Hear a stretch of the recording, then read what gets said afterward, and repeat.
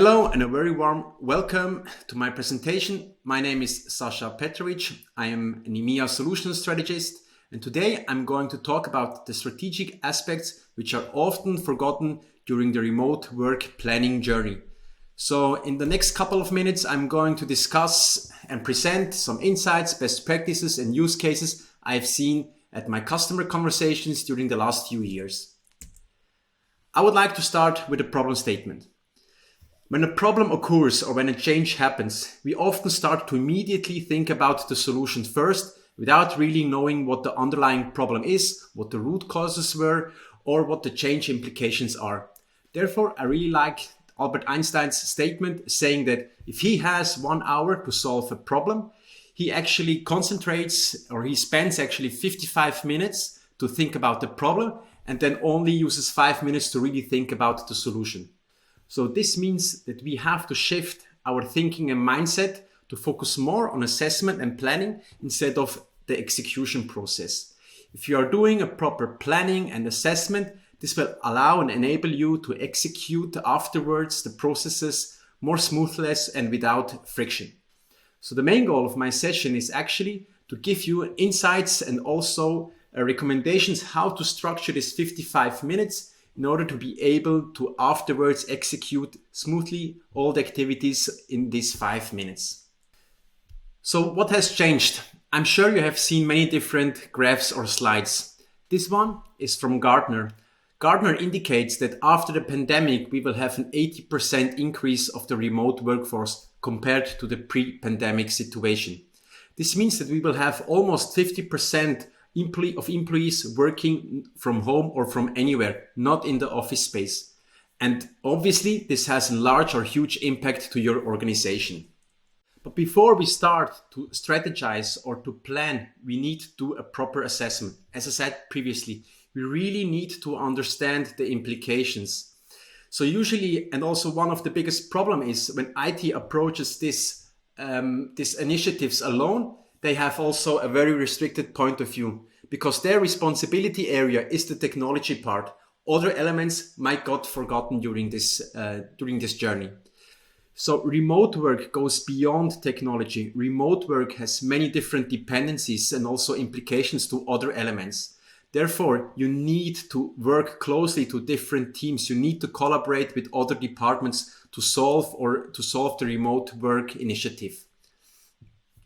I'm going to use the PESTEL analysis. PESTEL is a framework to highlight the external factors or the implications of the external factors to your organization. And I will start with the legal and political situation. This one is going to be a very short one because in my eyes, currently, the implications of the political and legal aspects are very low or minor compared to the others. Nevertheless, what we have seen in countries such as Germany, they're already trying to identify ways how to formally introduce remote work. As I said before, I don't think that this will have a huge impact today. However, another aspect, the economic part, is quite big. So remote work infrastructure has certainly a very big impact on your budget, on your financial metrics. First of all, your IT budget and IT spending will change. But on the other side, also, it has a huge implication on the employees itself. Employees are not working in the office anymore. And this means that they might need additional equipment in order to be able to efficiently work from home. Another point which is very important is real estate. Because we have less people working in the offices, we also are able to reduce office spaces.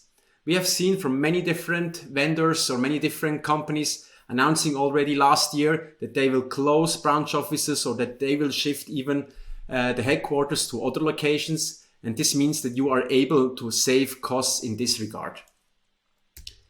The social aspect is very, very important. All of us have experienced this last year. We have seen the interactions and the collaboration has changed massively. And this is also something where IT has to work with the different people manager and also HR. Another point is we can't see each other in person anymore. This means it's also more difficult to keep up the organizational culture. Therefore, we have also to identify new ways how we can establish a new virtual culture. Certainly, the most important topic is the technology part for the IT department. So people are working from outside, they are working from home or from anywhere. This means it has an impact on the infrastructure. The data communication and also the communication flow in general changes. And this again has implications to security and scalability of the components. Last but not least, the environmental aspect. And this is again another pillar where I see a closer collaboration between IT and HR. Both groups have to ensure that the employee experience and also employee productivity targets can be met even while working from remote. If your company has sustainability goals, remote workforce will reduce the CO2 footprint because people do not have to commute anymore. So we know now the implications on the business, but quite often we forget the employee itself. Also, the employees are facing new challenges. Similar to the IT, they have to transform or to transition. And I see actually two aspects. On one side, we will see behavioral changes. People will stop to work from 9 to 5. They might start earlier and they might stop later, but they will have during the day more breaks. They might be a little bit more distracted at home. They might have to drive the children to school and back again. So this has certainly an impact to the employee. On the other side, also the technology will change. We are going to use much more collaboration tools, and also the applications or the solutions to access the application securely will certainly change as well. In order to get an understanding of the implications of the users, we recommend to conduct surveys. Even better, discuss or have direct conversations with your users. This will allow you to get detailed requirements, and also you will get a more profound understanding of their needs. In my eyes, IT is on the cutting edge of the technology. Also, IT people tend to adopt changes faster. This means also IT has to some certain degree also the responsibility to lead and drive this cultural change. So we know now the business implications, we know now also the user implications. I think we have done a pretty good assessment. Now we are able to start to strategize and also to plan. The first thing you have to do is to create a vision, to define your long-term goals. What I have seen in the past is many companies and customers have created a long-term strategy, but they always tried to approach everything in one step, or actually to conduct everything in one piece. In my eyes, this is not possible today anymore, especially in large enterprise customers where we have multiple streams. A small delay in a small stream can have a chain reaction and will cause a delay in all the other streams. Therefore, you need to have smaller teams, smaller streams. So ultimately, you have to create milestones. To create milestones, I recommend to think backward. Define your long-term goals. Afterwards, define your midterm strategy or midterm goals, short-term and immediate actions. This will really allow you to have an end-to-end solution or an end-to-end project overview. You will start at point A and you have already the big picture, which is point C. However, this so-called linear planning or linear approach is not sufficient anymore. The problem that we are facing with this approach is once you have an issue or you are facing a challenge, you don't have an alternative path. This means that you have to reshape, rethink your strategy. You have to create new workarounds. And under time pressure, this might be a very cumbersome and also time-consuming approach. Therefore, we are recommending a dynamic planning. What does this mean? We recommend to have multiple paths already at the beginning of your project. Now, someone can argue and say that this is very complex, very time-consuming, and it takes a lot of time to create this more sophisticated strategy.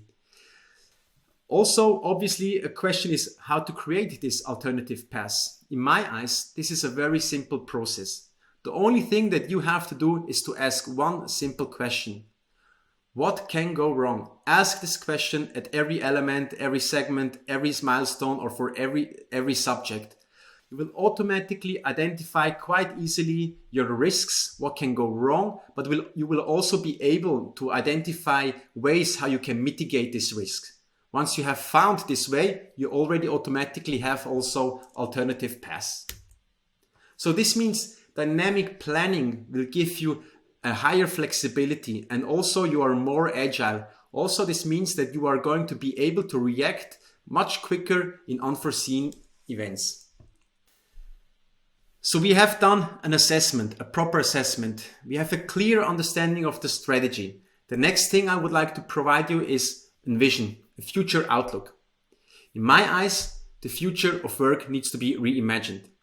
What does this mean? I believe that the workplace has to be reinvented. I know it's a bold statement, but just compare how you are consuming technology in your private life to the way how you are working with the technology in your business. I think there is a huge gap between how you are consuming applications, also from the workflow perspective. I think we are in private life much more efficient than in our business life. Also from the device perspective, usually in private life, we have multiple devices, whereas we have at work only one certain device. I think we have also to provide the users the freedom of choice. Every user has a different way how they work. Therefore, they need also the capabilities and also the tools to be able to work as they wish. The second point is employee experience. We need to have a consistent employee experience and security regardless of the user location. This means if the user works in the office, the experience and also the safety has to be equal if the user works from remote. We need to provide a frictionless IT, a frictionless user experience. It doesn't have to matter where the user is for the IT, but also for the user. And everything needs to be under the umbrella of security. So user experience and security needs to be in balance. The third point is we need to increase the employee productivity. We live in a performance metric world. This means everything is measured. For your company, employee productivity and also efficiency is going to be one of the top priorities. So therefore, we have to find new ways how we are going to increase the employee efficiency and productivity.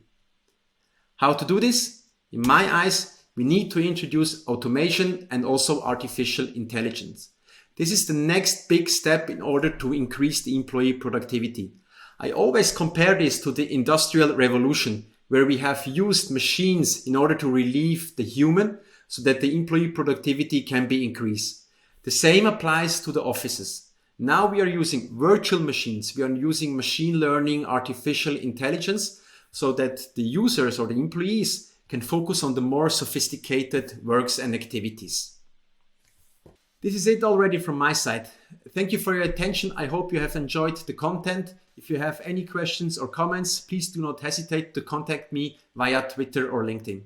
Thank you.